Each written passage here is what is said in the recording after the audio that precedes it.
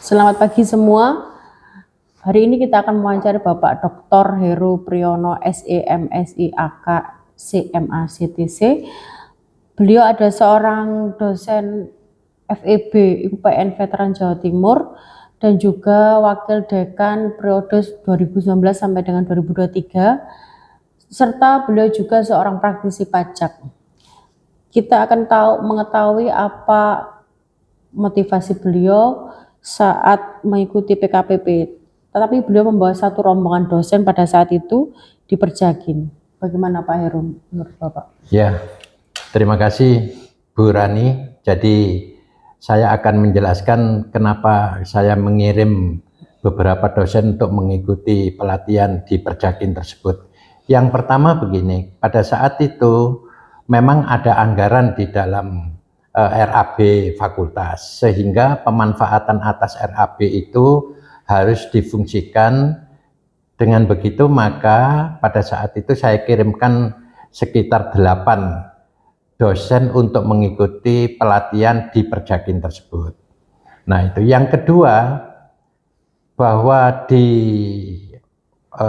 perguruan tinggi ini secara periodik akan dilakukan semacam akreditasi, sehingga dosen-dosen yang mempunyai gelar profesi seperti gelar keahlian perpajakan yang dikeluarkan oleh Perjagin, yaitu bersertifikat dengan gelar CTC, itu sangat mempunyai nilai tambah di dalam memberikan penilaian secara komprehensif borang yang diajukan ke Dikti.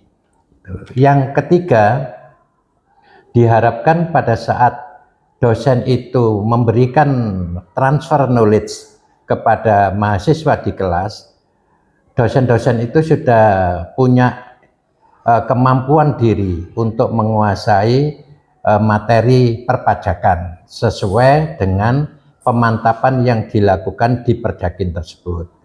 Jadi itu sebetulnya motivasi dari kami mengirimkan dosen-dosen untuk mengikuti pelatihan yang dilaksanakan atau diselenggarakan oleh Perjagin tersebut. Untuk pertanyaan selanjutnya Pak, sebagai seorang doktor akuntansi akademisi juga wakil dekan 2 saat itu 2000 tahun periode 2019 sampai dengan 2023 tersebut, dan juga sebagai praktisi pajak, apakah penilaian Bapak tentang PKP Perjagin dan juga kompetensi Bapak Pertusulan sebagai pengajar di PKPP? Ya, terima kasih. Jadi kami pada saat mengikuti pelatihan di Perjagin tersebut, sebagai dosennya adalah Bapak Petrus. Beliau sangat profesional betul atas penguasaan materinya, sehingga dengan demikian kami sebagai peserta dari pelatihan tersebut mempunyai nilai tambah atas materi-materi yang diberikan. Yang kedua, di dalam pelatihan tersebut selalu dilakukan semacam diskusi-diskusi. Nah, diskusi-diskusi itu materinya juga praktek maupun theoretical.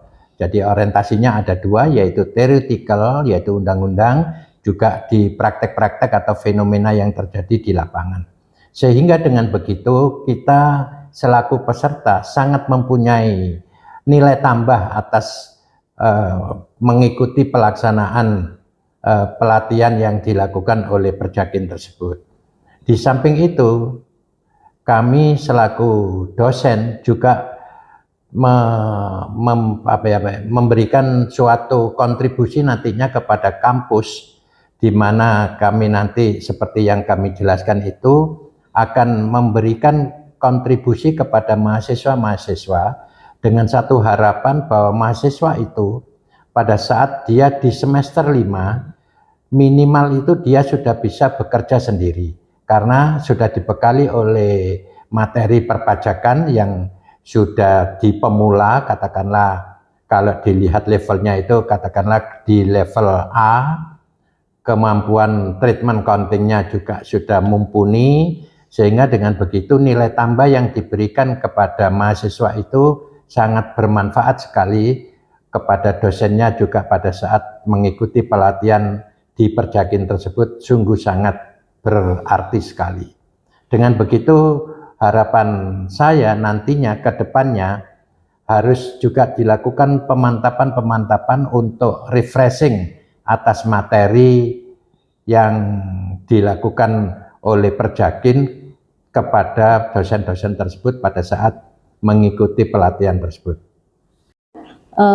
Apakah materi ajar PKPP Bapak yang rasakan cukup komprehensif dan relevan untuk praktek?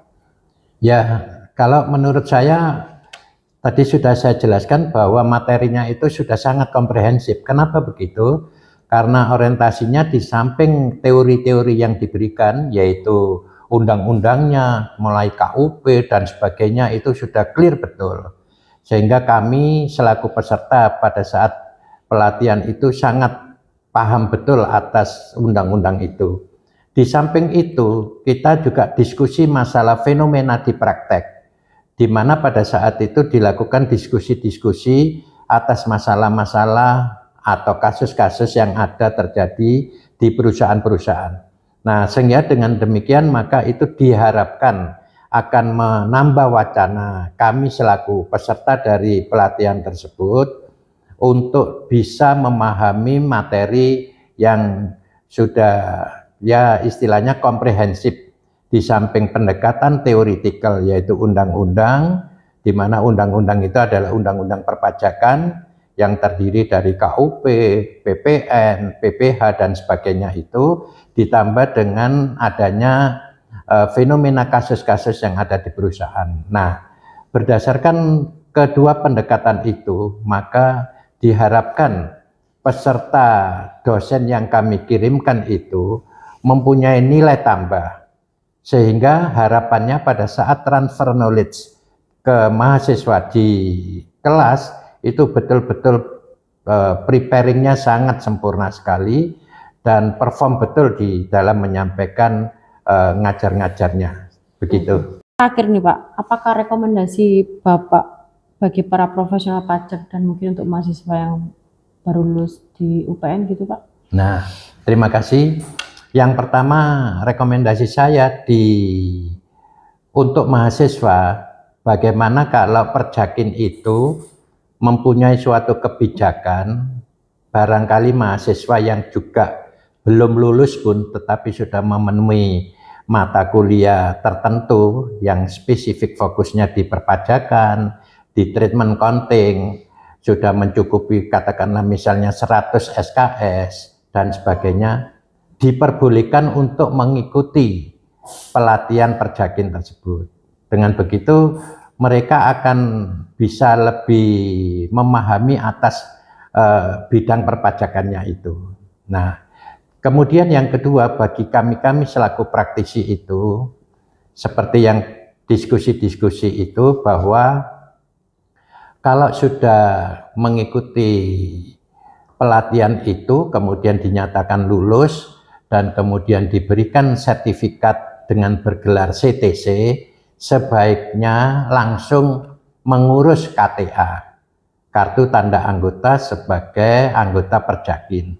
Sehingga dengan demikian, maka Ketua Umum Perjakin, yaitu Bapak Petrus, akan memberikan suatu surat keterangan agar bisa dilakukan rujukan atau pegangan atas surat itu untuk melakukan praktek-praktek di perusahaan-perusahaan berdasarkan surat keterangan tersebut.